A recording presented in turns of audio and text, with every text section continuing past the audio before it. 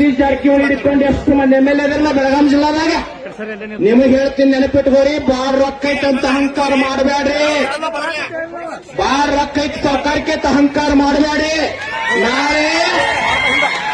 ನಾಳೆ ನೀವು ಸತ್ರೆ ಅಂದ್ರ, ನಾ ಸತ್ನಂದ್ರೆ ಲೀಡರ್ ಸತ್ರೆ ಅಂದ್ರೆ ನಿಮ್ಮ ಹೆಣ ಸ್ಟೇಟ್ ಬ್ಯಾಂಕಿಗೆ ಹೋಯಂಗಿಲ್ಲ, ವಿಧಾನಸೌಧಕ್ಕೆ ಹೋಯಂಗಿಲ್ಲ, DCC ಬ್ಯಾಂಕಿಗೆ ಹೋಯಂಗಿಲ್ಲ, ಸ್ಮಶಾನಕ್ಕೆ ಹೋಯ್ತಾರೆ.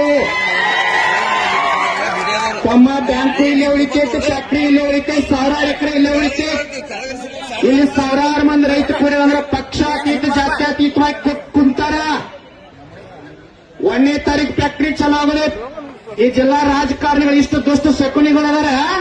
ರಾಜ್ಯಪಾಲ CS ಗಚ್ಚ 20ನೇ ತಾರೀಕು ಫ್ಯಾಕ್ಟ್ರಿ ಚಾಲೂ ಮಾಡ್ಕೊಂಡ್ ಬಂದಾರ. ಆದ್ರೆ ನಮ್ಮ ರಾಜ್ಯಾಧ್ಯಕ್ಷರು, ಈ ರೈತ ಸಂಘ ಕಾರ್ಯಕರ್ತರು, ಕಬ್ಬು ಬೆಳೆಗಾರ ತಾಕತ್ ಹೆಂಗೈತಂದ್ರ ಈ ಮಕ್ಕಳ ತಾಕತ್ ತಂದ್ರು ಏನತರ ಫ್ಯಾಕ್ಟ್ರಿ ಚಾಲೂ ಆಗಿಲ್ಲ. ರೈತ ಸಂಘ ತಾಕತ್ತಿದ.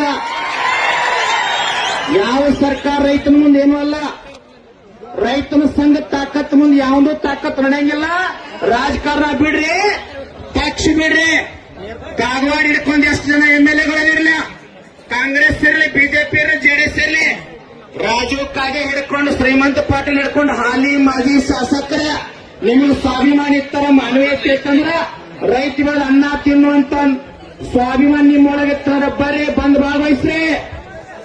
ಯಾವ MLA ಮಾತಾಡ್ತಾನ್ರಿ ಒಂದ್ ಸ್ವಲ್ಪ ಬರಿ ಇಟ್ಕೊಂಡು ನೀವೆಲ್ಲ ಪಗಾರ ಹೆಚ್ಚಾಗ್ಲಿಕ್ಕೆ ಮಾತಾಡ್ತಾರೆ ಎಲ್ಲರೂ. 4,500 ಕಬ್ಬಿನ ಬಿಲ್ ಗೊತ್ಕೊಡಂತ ಯಾವ MLA ಮಾತಾಡ್ತಾನಪ್ಪ? 20 ದಿನ ರೈತ ಸಂಘದವ್ರು ಯಾರೋ ಮನೆಗೆ ಹತ್ತಿಲ್ಲ. ಕಬ್ಬ ಬಂದ್ ಮಾಡಾಕತ್ತಾರ, ಟ್ರ್ಯಾಕ್ಟರ್ ಬಂದ್ ಮಾಡಾಕತ್ತಾರ. ಇವರು ದುಷ್ಟ 20ನೇ ತಾರೀಕು ಫ್ಯಾಕ್ಟ್ರಿ ಚಾಲೂ ಮಾಡ್ಕೊಂಡು ಬಂದಾರ.